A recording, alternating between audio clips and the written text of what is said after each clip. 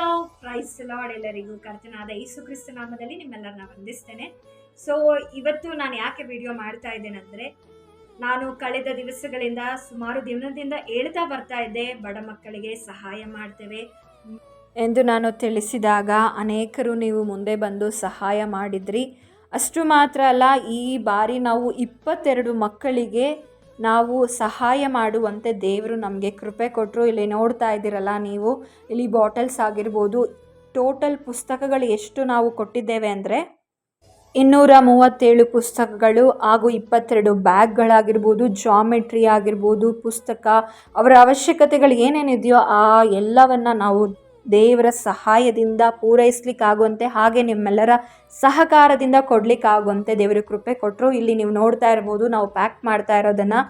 ಹಾಗೆ ಅಷ್ಟು ಮಾತ್ರ ಅಲ್ಲ, ನಾವು ಶಿರಾದಲ್ಲಿ ಕೆಲವೊಂದು ಮಕ್ಕಳಿಗೆ ಸಹಾಯ ಮಾಡಿದ್ವಿ, ಹಾಗೂ ಕೆಲವೊಬ್ಬರು ಮೈಸೂರು ಲೊಕೇಶನ್, ಇನ್ನು ಕೆಲವರು ನನಗೆ ಗೊತ್ತಿರುವ ಕಡೆಯಲ್ಲಿ ಯಾರ್ಯಾರು ಬಡವರಿದ್ದಾರೋ, ಯಾರ್ಯಾರಿಗೆ ತುಂಬ ಕಷ್ಟ ಆಗ್ತಾ ಇದೆ ತಂದೆ ತಾಯಿಗಳಿಗೆ ಮಕ್ಕಳನ್ನು ಶಾಲೆಗೆ ಕಳಿಸ್ಲಿಕ್ಕೆ, ಅಂಥವರಿಗೆ ನಾವು ಸಹಕರಿಸಿದ್ದೇವೆ. ನಮ್ಮ ಪೀಸ್ ಇನ್ ಜೀಸಸ್ ಕ್ರೈಸ್ಟ್ನ ಮೂಲಕವಾಗಿ ದೇವರು ಸಹಾಯ ಮಾಡಿದರು. ಅಷ್ಟು ಮಾತ್ರ ಅಲ್ಲ, ನಾವು ಶಿರಾದಲ್ಲಿ ಹೋಗಿ ಮಕ್ಕಳ ಮಧ್ಯೆ ಪ್ರಾರ್ಥನೆಯನ್ನು ನಡೆಸಿ, ಕೆಲವೊಂದು ವಾಕ್ಯಗಳನ್ನು ಹೇಳಿ, ಅವರಿಗೆ ಆ್ಯಕ್ಷನ್ ಸಾಂಗ್ಗಳನ್ನು ಹೇಳಿಕೊಟ್ಟು, ಹಾಗೆ ಅಲ್ಲಿ ಮಕ್ಕಳು ಕೂಡ ಆರಾಧನೆಯನ್ನು ಮಾಡುವಂತೆ ದೇವರು ಕೃಪೆಯನ್ನು ಅನುಗ್ರಹಿಸಿದರು. ಅಲ್ಲಿ ಮಕ್ಕಳಿಗೆ ಸ್ವಲ್ಪ ಆಹಾರವನ್ನು ಕೊಡುವಂತೆಯೂ ಕೂಡ ದೇವರು ಸಹಾಯ ಮಾಡಿದರು. ನೀವು ನೋಡಬಹುದು ಹೇಗೆಲ್ಲ ನಾವು ಪ್ಯಾಕ್ ಮಾಡಿದ್ವಿ, ಹಾಗೆ ಯಾವುದೆಲ್ಲ ವಸ್ತುಗಳನ್ನು ಹಾಕಿದ್ವಿ, ಪ್ರತಿಯೊಂದು ನಿಮಗೆ ಇಲ್ಲಿ ನೋಡ್ತಾ ಹೋಗ್ಬೋದು.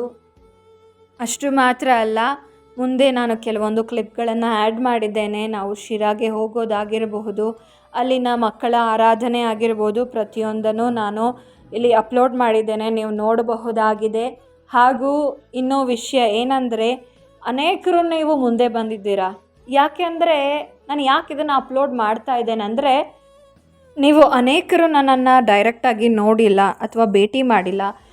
ನೀವು ನನ್ನನ್ನು ನೋಡದೇ ಇಷ್ಟು ಸಹಾಯಗಳನ್ನು ನೀವು ಮಾಡ್ತಾ ಇದ್ದೀರಾ. ಒಂದು ನಂಬಿಕೆಯನ್ನು ಇಟ್ಟು ದೇವರ ಮಕ್ಕಳು ನಮ್ಮ ಮಿನಿಸ್ಟ್ರಿಯ ಮೇಲೆ ಮತ್ತು ನಮ್ಮ ಮೇಲೆ ನಂಬಿಕೆಯನ್ನು ಇಟ್ಟು ಈ ಕಾರ್ಯಗಳನ್ನು ನೀವು ಮಾಡುವಾಗ, ನೀವು ಕೊಟ್ಟಂಥ ಹಣ ಸರಿಯಾದ ಜಾಗಕ್ಕೆ ತಲುಪ್ತಾ ಇದೆಯಾ, ಸರಿಯಾದ ಕಡೆ ಸರಿಯಾಗಿರುವವರಿಗೆ, ಅವಶ್ಯಕತೆ ಇರುವವರಿಗೆ ತಲುಪ್ತಾ ಇದೆಯಾ ಅಂತ ನಿಮಗೆ ಒಂದು ತಿಳಿಯಪಡಿಸುವುದಕ್ಕೋಸ್ಕರವಾಗಿ ನಾವಿದನ್ನು ಅಪ್ಲೋಡ್ ಮಾಡಿದ್ದೇವೆ ಹೊರತು ಮತ್ತು ಇನ್ಯಾವುದು ಉದ್ದೇಶ ಇಟ್ಕೊಂಡು ನಾವು ಅಪ್ಲೋಡ್ ಮಾಡಿಲ್ಲ. ಯಾವುದೇ ಪ್ರಶಂಸೆಗಾಗಲಿ ಅಥವಾ ಯಾವುದೇ ಒಂದು ಹೊಗಳಿಕೆಗಾಗಿ ನಾವು ಮಾಡಿಲ್ಲ. ನಿಮಗೆ ಒಂದು ಕನ್ಫರ್ಮೇಷನ್, ಯಾಕೆಂದರೆ ಅನೇಕರಿಗೆ ಡೌಟ್ ಇರುತ್ತೆ, ನಾವು ಕೊಡುವಂಥ ಹಣ ಸರಿಯಾದ ಜಾಗಕ್ಕೆ ತಲುಪ್ತಾ ಇದೆಯಾ ಅಂತ. ಸೊ ಹಾಗಾಗಿ ನಾನು ಹಾಕಿದ್ದೇನೆ. ಮುಂದೆ ನೀವು ಕೆಲವೊಂದು ಕ್ಲಿಪ್ಗಳನ್ನು ಕೇಳಿ. ಯಾರಿಗೆಲ್ಲ ಗೊತ್ತಿ song? Telephone to Jesus, telephone to Jesus, telephone to Jesus every day. Hello, telephone to Jesus, telephone to Jesus, telephone to Jesus every day. ಹಾಗಾದ್ರೆ ನಾನು ದಿನ ಏನ್ ಮಾಡ್ತೇನೆ? ಯೇಸುವಿಗೆ ಕರೆ ಮಾಡ್ತೇನೆ. ಸೊ ನೀವು ಎಷ್ಟು ಜನ ದಿನ ದೇವರಿಗೆ ಕರೆ ಮಾಡ್ತೀರಾ, ಫೋನ್ ಮಾಡ್ತೀರಾ? ಫೋನ್ ಮಾಡೋದು, ಕರೆ ಮಾಡೋದಂದ್ರೆ ಏನು? ಪ್ರಾರ್ಥನೆ ಮಾಡೋದು. Okay, very good. ಪ್ರಾರ್ಥನೆ ಮಾಡೋದು. ಎಷ್ಟು ಜನ ಇವತ್ತು ಪ್ರಾರ್ಥನೆ ಮಾಡಿಲ್ಲ? ಕೈ ಎತ್ತಿ ನೋಡೋಣ. ಎಷ್ಟು ಜನ ಬೈಬಲ್ ಓದಿಲ್ಲ? ಕೈ ಎತ್ತಿ. ಎಲ್ಲ ಓದಿದ್ರು. ಓಕೆ, ಎಷ್ಟು ಜನ ಓದಿದ್ದೀರಾ? ಓಕೆ, ಎಲ್ಲರೂ ಓದಿದ್ದೀರಾ. ಸುಳ್ಳು ಹೇಳ್ಬಾರ್ದು, ದೇವರು ನೋಡ್ತಾರೆ.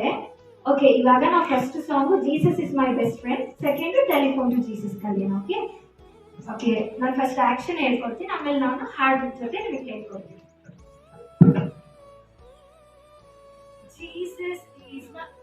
Jesus is my best friend, my best friend, my best friend. Jesus is my best friend, my best friend, my best friend. Jesus is my best friend, my best friend, my best friend. Oh, Monday, Tuesday, Wednesday, Thursday, Friday, Saturday and Sunday. Okay, that is the action song. ಮಾಡ್ತೀರಾ?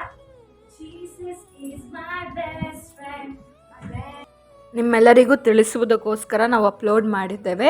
ಅಷ್ಟು ಮಾತ್ರ ಅಲ್ಲ, ನಮಗೋಸ್ಕರ ಪ್ರಾರ್ಥಿಸಿ, ಮಕ್ಕಳಿಗೋಸ್ಕರನೂ ಸಹ ಪ್ರಾರ್ಥಿಸಿ. ಈ ಮಕ್ಕಳ ವಿದ್ಯಾಭ್ಯಾಸಗಳು ಹಾಗೂ ಇವರು ದೇವರ ಭಯಭಕ್ತಿಯಲ್ಲಿ ಬೆಳೀಲಿಕ್ಕಾಗುವಂತೆ ನೀವೆಲ್ಲರೂ ಪ್ರಾರ್ಥಿಸಬೇಕಾಗಿ ನಿಮ್ಮೆಲ್ಲರಲ್ಲಿ ನಾನು ವಿನಂತಿಸಿಕೊಳ್ತೇನೆ. ಹಾಗೆ ಇನ್ನೂ ಹೆಚ್ಚಾಗಿ ದೇವರ ಕಾರ್ಯವನ್ನು, ದೇವರ ಸೇವೆಯನ್ನು ಮಾಡುವಂತೆ ನನಗಾಗಿ ಹಾಗೂ ನಮ್ಮ ಸೇವೆಗಾಗಿ ಪ್ರಾರ್ಥಿಸ್ತಾ. ಎಫೆಸದವರಿಗೆ ಬರೆದ ಪತ್ರಿಕೆ 6ನೇ ಅಧ್ಯಾಯ 1, 2, 3. ಮಕ್ಕಳೇ, ನೀವು ಕರ್ತನಲ್ಲಿರುವವರಿಗೆ ತಕ್ಕ ಹಾಗೆ ನಿಮ್ಮ ತಂದೆ ತಾಯಿಗಳ ಮಾತನ್ನು ಕೇಳಬೇಕು. ಇದು ಧರ್ಮ. ಎಷ್ಟು ಜನ ತಂದೆ ತಾಯಿಗಳ ಮಾತನ್ನ ಕೇಳ್ತಾ ಇದ್ದೀರಾ?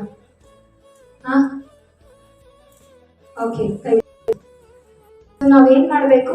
3ನೇದಾಗಿ ತಂದೆ ತಾಯಿಗಳ ಮಾತನ್ನ ಕೇಳಬೇಕು. ಅವ್ರು ಈ ಸಹವಾಸ ಮಾಡಬೇಡ, ಈ ಕಾರ್ಯ ಮಾಡಬೇಡ ಅಂತಂದ್ರೆ ನಾವು ಅದನ್ನ ಮಾಡಬಾರ್ದು. ವಾಕ್ಯ ಸ್ಪಷ್ಟವಾಗಿ ಹೇಳ್ತಾ ಇದೆ, ನೀವೇನ್ ಮಾಡ್ಬೇಕು? ಮಕ್ಕಳೇ, ನೀವು ಕರ್ತನಲ್ಲಿರುವ ತಕ್ಕ ಹಾಗೆ ನೀವು ಯಾರು ಕೇಳ್ಬೇಕು? ತಂದೆ ತಾಯಿಯ ಮಾತನ್ನ ಕೇಳಬೇಕು. ಇದೇನಾಗಿದೆ? ಧರ್ಮ. ಅರ್ಥ ಆಯ್ತಾ? ಸೊ ಈ ತಂದೆ ತಾಯಿಗಳ ಮಾತನ್ನ ಇವತ್ತು ಎಷ್ಟೋ ಜನ ಕೇಳದೆ ತಮ್ಮ ಜೀವನ ಏನೇನೋ ಮಾಡ್ಕೊಂಡಿದ್ದಾರೆ ಅಲ್ವಾ? ಓದೋದ್ ಬಿಡ್ತಾರೆ, ಗ್ಯಾರೇಜ್ ಅಲ್ಲಿ ಕೆಲಸ ಮಾಡ್ತಾರೆ, ಕೂಲಿ ಕೆಲಸ ಮಾಡ್ತಾರೆ. ಸೊ ನಾನು ಕೂಲಿ ಕೆಲಸ ಮಾಡೋದು, ಗ್ಯಾರೇಜ್ ಕೆಲಸ ಮಾಡೋದು ತಪ್ಪಂತ ಹೇಳ್ತಾ ಇಲ್ಲ. ಆದ್ರೆ ಓದೋ ವಯಸ್ಸಲ್ಲಿ ನಾವ್ ಏನ್ ಮಾಡ್ಬೇಕು? ಓದ್ಬೇಕು. ತಂದೆ ತಾಯಿಗಳು ಕಷ್ಟ ಪಡ್ತಾ ಇದಾರಲ್ವಾ? ಎಷ್ಟು ಕಷ್ಟ ಪಡ್ತಾರೆ ನಿಮಗೋಸ್ಕರ. ನಿಮಗ್ ಕೊಡಿಸ್ಬೇಕು ಅಂತ ಅನೇಕ ಸಲ ಅವರು ತಮ್ಮ ಹೊಟ್ಟೆಯನ್ನ, ಬಟ್ಟೆ ತಗೊಳ್ಳೋದನ್ನು ಏನ್ ಮಾಡಿರ್ತಾರೆ? ತ್ಯಾಗ ಮಾಡಿರ್ತಾರೆ. ಅವ್ರಿಗೆ ಇಷ್ಟ ಆಗಿರೋದನ್ನ ತಗೊಳ್ಳದೆ ನಿಮಗೋಸ್ಕರ ಏನ್ ಮಾಡಿರ್ತಾರೆ? ಕೊಟ್ಟಿರ್ತಾರೆ. ಅದಕ್ಕೆ ನಾವೇನ್ ಮಾಡ್ಬೇಕು? ಅವರಿಗೆ ಥ್ಯಾಂಕ್ಸ್ ಹೇಳ್ಬೇಕು. ಹಾಗೆ ಅವ್ರು ಹೇಳಿದ ಮಾತು ಕೇಳಬೇಕು. ಸೊ ನೀವು ಓದೋ ಟೈಮಲ್ಲಿ ಕರೆಕ್ಟಾಗಿ ಓದ್ಬೇಕು. ದೇವ್ರು ನಮ್ಗೆ ಏನೇ ಈಗ ನಿಮಗೆ ದೇವ್ರು ಏನ್ ಕೆಲಸ ಕೊಟ್ಟಿದ್ದಾರೆ ಗೊತ್ತಾ? ಓದೋ ಕೆಲಸ ಕೊಟ್ಟಿದ್ದಾರೆ. ಓದೋ ಕೆಲಸನ ಕರೆಕ್ಟಾಗಿ ಮಾಡಬೇಕು. ಅವತ್ತಿನ ಹೋಮ್ವರ್ಕ್ ಅವತ್ತು ಕರೆಕ್ಟಾಗಿ ಮಾಡಬೇಕು. ಅರ್ಥ ಆಯ್ತಾ? ಟೀಚರ್ ಏನ್ ಹೇಳ್ತಾರೋ ಅದನ್ನ ಕರೆಕ್ಟಾಗಿ ಕ್ಲಾಸಲ್ಲಿ ಕೇಳಿಸ್ಕೊಬೇಕು. ಟೀಚರ್ ಪಾಠ ಮಾಡಬೇಕಾದ್ರೆ ಸುಮ್ಮನೆ ಮಾತಾಡೋದು, ಏನೇನೋ ಮಾಡೋದು, ಇದೆಲ್ಲ ಮಾಡಬೇಡಿ. ಮ್ಯಾಥ್ಸ್ ಯಾರ್ಯಾರಿಗೆ ಕಷ್ಟ ಆಗಿದೆಯೋ ಅವ್ರು ಕರೆಕ್ಟಾಗಿ ನೀವು ಕಾನ್ಸಂಟ್ರೇಷನ್ ಮಾಡಿ ಕ್ಲಾಸ್ ಕೇಳಿದ್ರೆ ನಿಮಗೆ ಖಂಡಿತ ಅದು ಅರ್ಥ ಆಗುತ್ತೆ. ಟೀಚರ್ ಯಾವಾಗ ಬೋರ್ಡ್ ಮೇಲೆ ಪ್ರಾಬ್ಲಮ್ಸ್ನ ಸಾಲ್ವ್ ಮಾಡ್ತಾ ಇರ್ತಾರೆ, ಲೆಕ್ಕನ ಸಾಲ್ವ್ ಮಾಡ್ತಾ ಇರ್ತಾರೋ, ಆಗ ನೀವೇನ್ ಮಾಡಬೇಕು? ಕರೆಕ್ಟಾಗಿ ಅವ್ರು ಏನೇನು ಮಾಡಿ ಒಂದೊಂದು ಸ್ಟೆಪ್ ನೋಡಿ, ಅಲ್ಲಿ ಅರ್ಥ ಆಗಿಲ್ಲ ಅಂದ್ರೆ ನೀವು ಅಲ್ಲಿ ಕೇಳಿ ಮತ್ತೆ ಮನೆಗೆ ಬಂದು ಏನ್ ಮಾಡ್ಬೇಕು? ಪ್ರಾಕ್ಟೀಸ್ ಮಾಡ್ಬೇಕು. ಇದನ್ನೇ ತಾನೇ ತಂದೆ ತಾಯಿ ಹೇಳೋದು, ನೀವು ಚೆನ್ನಾಗಿ ಓದ್ರಪ್ಪ, ನಮ್ ತರ ಕಷ್ಟ ಪಡಬೇಡಿ ಅಂತ. ಎಷ್ಟು ತಂದೆ ತಾಯಿಗಳು ಬುದ್ಧಿವಾದ ಹೇಳ್ತಾರೋ ಇಲ್ವೋ? ಹೇಳ್ತಾರೆ. ಸೊ ನೀವೇನ್ ಮಾಡ್ಬೇಕು? ತಂದೆ ತಾಯಿಗಳ ಮಾತನ್ನ ಕೇಳಬೇಕು. ಇದು ಧರ್ಮ. ಹಾಗೆ 2ನೇ ವಚನ ಓದ್ಕೊಳ್ಳೋಣ. ಇದು ಧರ್ಮ. ವಾಗ್ದಾನ ಸಹಿತವಾದ ಮೊದಲನೆಯ ಆಜ್ಞೆಯನ್ನು ಕೇಳಿರಿ. ನಿಮ್ಮ ತಂದೆ ತಾಯಿಗಳನ್ನು ಸನ್ಮಾನಿಸಬೇಕು, ಸನ್ಮಾನಿಸಿದರೆ ನಿಮಗೆ ಮೇಲಾಗುವುದು. ನೀನು ಭೂಮಿಯ ಮೇಲೆ ಬಹುಕಾಲ ಬದುಕುವಿ. ಎಷ್ಟು ಜನಕ್ಕೆ ಜಾಸ್ತಿ ವರ್ಷ ಬದುಕಬೇಕಂತ ಆಸೆ ಇದೆ? ಹಾಗಾದ್ರೆ ನಿಮ್ಮ ತಂದೆ ತಾಯಿ ಮಾತು ಕೇಳಬೇಕು.